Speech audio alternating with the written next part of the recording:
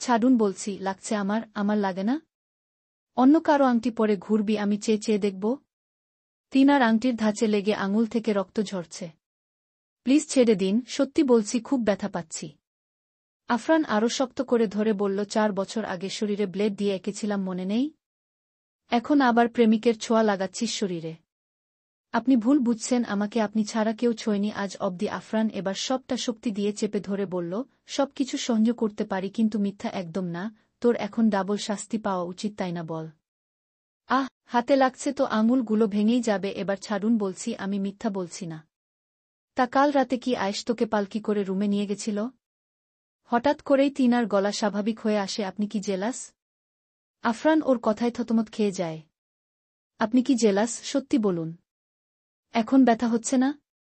না। শান্ত গলায় আফরান ওর হাতটা আরও জোরে চেপে ধরল। তিনা চোখ বন্ধ করে ঠোঁটে হালকা হাসি রেখে আবারও বলল, বলুন আপনি জেলাস ফিল করছিলেন আয়েশ ভাইজা আমাকে কোলে নেওয়াতে?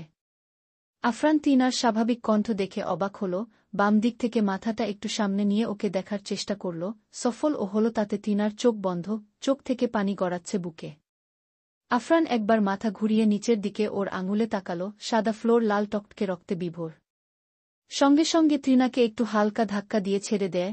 তিনা টাল সামলাতে না পেরে বিছানায় গিয়ে পড়ে। আফরান জায়গা ছেড়ে বারান্দার সামনে গিয়ে কাকে যেন ফোন দিল। মিনিটের মাথার কেউ একজন এসে ফার্স্ট এইড বক্স নিয়ে আসে। আফরান ব্যান্ডেজ বের করে তিনার পায়ের কাছে বসে কেটে যাওয়া আঙুল দুটো ধরে নিজের সামনে আনে।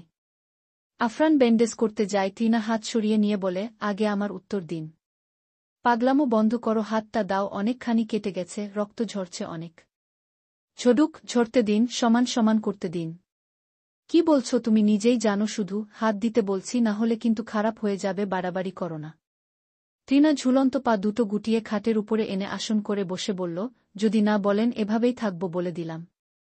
আফরান বিরক্তি নিয়ে দাঁড়িয়ে বলল, ঠিক আছে লাগবে না, আমি জোট করেই নিয়ে নিব বলে ওর হাত ধরতে যায়, কিন্তু টিনা হাত সরিয়ে নিয়ে আফরান আবারও চেষ্টা করে ধরতে। কিন্তু টিনা এদিক ওদিক হাত সরাচ্ছে আর হাসছে। আফরান অনেক চেষ্টায় ও না পেরে খাটের উপর উঠে ওর পেছনে বসে কাঁধের উপর থুতুনি রেখে দুপা দুদিক থেকে টিনার কোলে উঠিয়ে আগড়ে ধরে বাম হাত ধরে বলল, এবার সরাও হাত। টিনা কিছু বলল না। এভাবে বসেই আফরান ওর আঙুলে ব্যান্ডেজ করে দিচ্ছে। বেশি ব্যথা পেয়েছ? হ্যাঁ। তাহলে ভুল করো কেন এত? তুমি যদি আমার মতো করে চলো তাহলে আমি কিছুই বলবো না। আর যেন না দেখি কারো কোলে এভাবে উঠে যেতে। এত সস্তা কেন বানাও নিজেকে তুমি, কি সবার জন্য? না। তাহলে কেন অন্য কারোর ছোঁয়া শরীরে নাও? আমি কি বলেছিলাম আমাকে নিতে? আমি তো উঠতে চাইনি। আর যেন না দেখি এমন করে কাঁদতে, ঠিক আছে? ওকে। আফরান মৃদু হেসে ওর গলার সাইডে চুমু খেল। তিনার শরীর মৃদু ঝাঁকনিতে কেঁপে উঠে। আফরানের ব্যান্ডেজ করা শেষে তিনার পেট জড়িয়ে ধরে নিজের সাথে মিশিয়ে চোখ বন্ধ করে কিছুক্ষণ বসে থাকে এমন নীরবতার মাঝে। আফরানের গরম নিঃশ্বাস আঁচড়ে পড়ছে তিনার গলায় ঘাড়ে। তিনার শরীর ক্ষণিক পর পর কেঁপে উঠছে। খারাপ লাগছে? উহুম। তাহলে কি ভালো লাগছে? তিনা এবার নিজেকে গুটিয়ে নেওয়ার চেষ্টা করে। মুখ দেখতে দেবে না আমায়?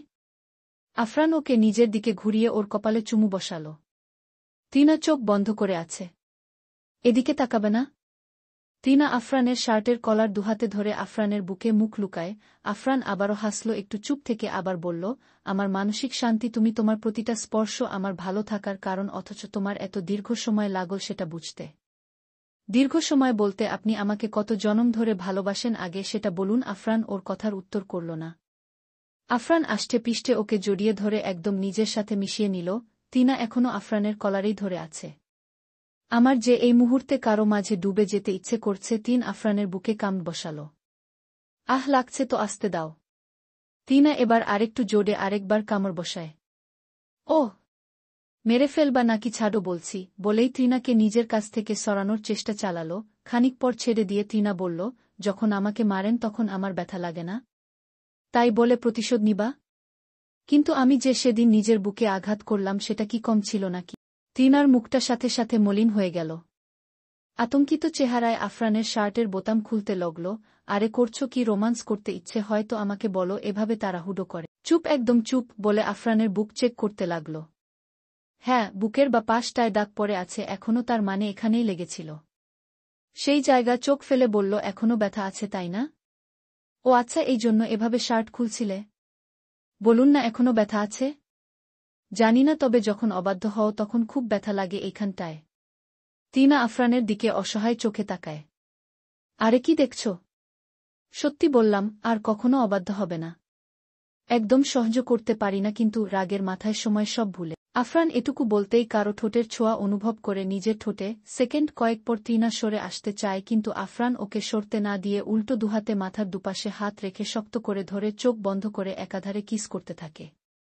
দুজনের গরম নিঃশ্বাস ঘন হচ্ছে, আঁচড়ে পড়ছে একে অপরের উপর, যেন কত যুগ পরে শান্তিতে তৃষ্ণা নিবারণ করছে তৃপ্তির সাথে। বেশ খানিকক্ষণ পর, হয়তো 8 থেকে 10 মিনিটের মাথায় আফরান টিনাকে ছেড়ে দিয়ে খুব কাছে টেনে নিয়ে আবারও গলায় মুখ ডুবায়। টিনার শরীরের নেশালো ঘ্রাণ আফরানকে কেমন বেসামাল করে তুলছে।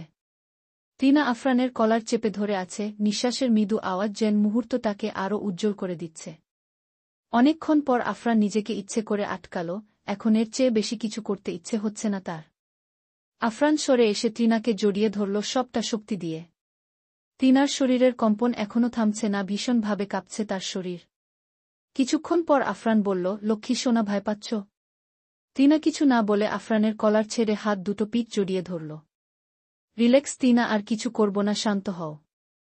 টিনা আফরানকে আরও শক্তভাবে জড়িয়ে ধরল।